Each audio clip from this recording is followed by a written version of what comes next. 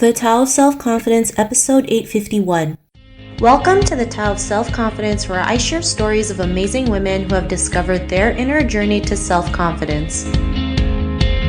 Visit our website at thetaoofselfconfidence.com. Your inner journey to self-confidence awaits. Well, hello, friend. Welcome to the Tao of Self-Confidence, where I share stories of amazing women who have discovered their inner journey to self-confidence. I'm your host today, Sheena Yap Chan, and today I have a phenomenal lady on the show today. She is the founder of Rise and Make Waves, and I'm super excited to have her on and share her story with us today on self-confidence. So without further ado, I'm going to introduce you to Christina Ching. Christina, how are you today? Maybe you can fill in a little bit more about yourself to the listeners. Hi, Sheena. Thank you so much for having me. I appreciate it. I am a lawyer turned entrepreneur, and I started Rise and Make Waves where I could focus on empowering our Asian Pacific Islander women to rise above all of the challenges in our lives, career, and every day, and make waves as we go. I love the name Rise and Make Waves, and it's definitely our time to rise up and become the leader that we're meant to be. So I really love your name and what you stand for. And Tina, what's your cultural background? I am Chinese, Filipino, and like a lot of us, a little mixed in there, Malaysian and Indonesian. My family's from Hawaii, and I actually grew up on Guam. Awesome. Well, thanks for sharing that. And what would be your favorite self-confidence quote? Wow, there's a lot of quotes that I love, but one of the ones I love is "Fear doesn't prevent death, it prevents life." And that's a quote from Buddha. I love that because for me, I feel that way. Fear stops me from making moves, taking action, forging my own path. And if you don't have the right support system, you'll be stuck in that place of fear where you just don't want to try anything. And so really, instead of fearing for death, we're just fearing not being able to live the life that we choose to. So I really love that quote that you mentioned. And in your own words, how do you define self-confidence? So self-confidence, I think, is knowing who you are without caring about what others think, but at the same time, accepting where you are without seeing it as a reflection of who you are. So I know that a lot of us, we bank on who we are about where we are in our life, and that could take away from our self-confidence. But really, we need to just feel that we just know who we are, regardless of where you're at, what you're doing, and who even cares.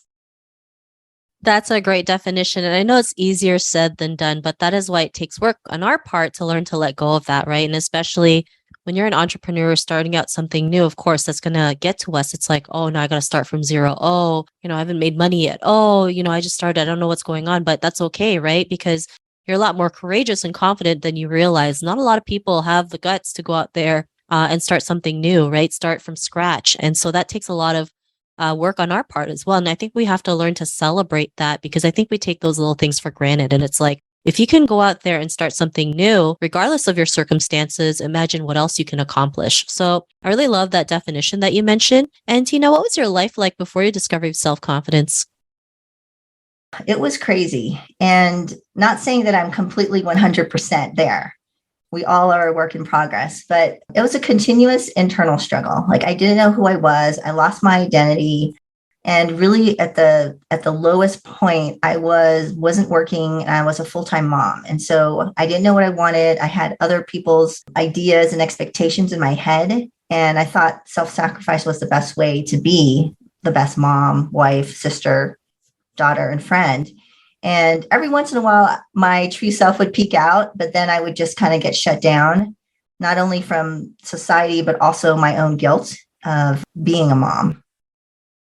Yeah, I think we all go through that internal struggle, not feeling enough, feeling like we have to serve every single person in the world, and we forget to, focus on ourselves, right? When it comes to learning to take care of ourselves, learn to love ourselves, that's something that we're not taught. And that's the most important thing because we're going to get burnt out trying to be the perfect mom, the perfect daughter, the perfect best friend for everybody else. And, in our culture, that's all we're taught, right? To always serve others.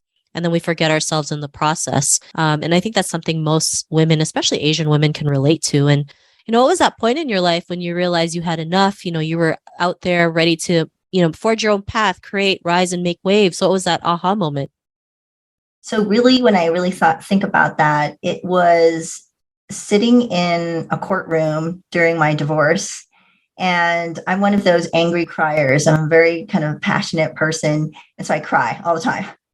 And I was trying not to show my tears. And actually, the opposing counsel said to the judge, look at her, all she does is cry.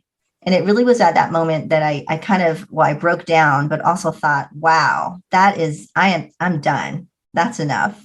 So, I mean, of course, there was so much more that had built up to that point, not only with my divorce, but for some reason, that was my breaking point. I just had enough. Yeah, and we all go through some form of breaking points, right? And it's sad that as women, society is a lot harsher on us, right? If we cry, it's like we're seen as a crybaby, but it's like that's how we're feeling at that moment, and they should just understand that this is a tough situation, and if we need to cry it out, we should be able to cry it out. But I wanted to also know a little bit about what made you decide to start Rise and Make Waves, start your own path? Because it's not always easy, especially in our community, right? We're always taught to go get a good job, never rock the boat. And then anything we do outside of that is considered crazy. But, what made you decide to forge your path, move forward? Well, I think, you get to a point in your life, and I had been thinking about what I had been through ever since I had arrived in the States, when I was 17. And there's so many things that had contributed to my lack of self-confidence and the fact that I lost my identity. And it really is going back to my roots and rediscovering myself again, finding myself again, and realizing that I am this strong Asian Pacific Islander woman. And I want to help others, because at the time I didn't have that support system. I didn't have, a friend who understood the nuances of being an Asian Pacific Islander woman in this at that time, and also in my circumstances. And so I want to be there and encourage and empower us again.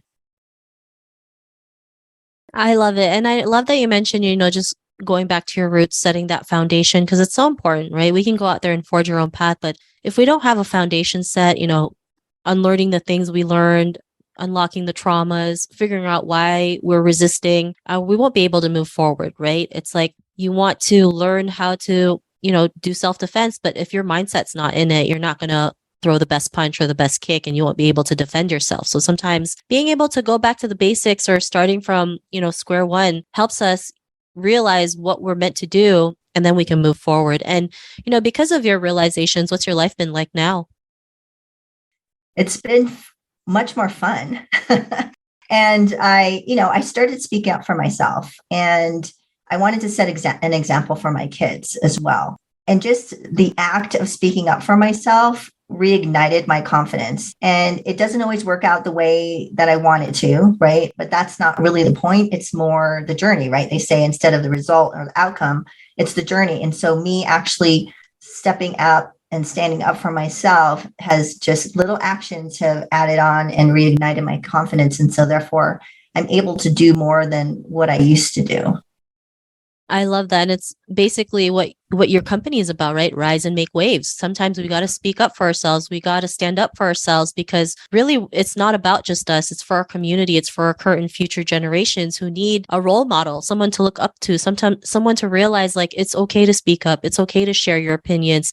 It's okay to call out the injustices we go through, because if none of us do it, nothing will ever happen. And we're, going through the same cycle every single generation. And that's not what we want. That's not what we want, especially in 2022, right? So I love everything that you mentioned. And, to the woman who's listening to your episode, she may be in her own journey to self-confidence. What would be that one tip you would give to her?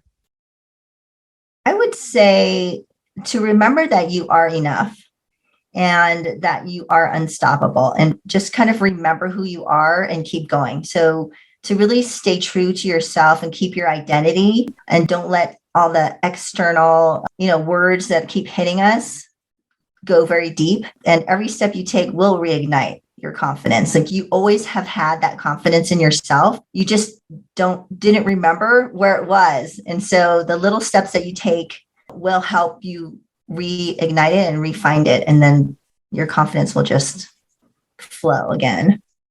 I love that. That's some great tips and advice that you mentioned. And if our listeners wanted to get to know a little bit more about you and what you do, or they want to learn to rise and make waves on their own, is there any links or social media profiles we can connect with?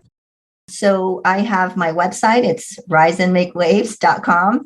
And on LinkedIn, you can find me under Tina Ching, Tinaching. I'd love to connect with anybody. Awesome. Well, thanks for sharing that. And to our listeners, if you want to connect with Christina, you can also head on over to the taoofselfconfidence.com and search for Christina's name. Her show notes will pop up along with everything else that we talked about. And I really just want to thank Christina today for taking the time to share her story and tips and wisdom with us on self-confidence. So thank you so much, Tina. Thank you, Sheena. I really appreciate it. And I love what you're doing with the Tao of Self-Confidence. Thank you so much. And it was such an honor to have you on our show. And to our listeners, be on the lookout for another new episode of another amazing woman's journey to self-confidence. And we'll talk to you soon. Bye for now.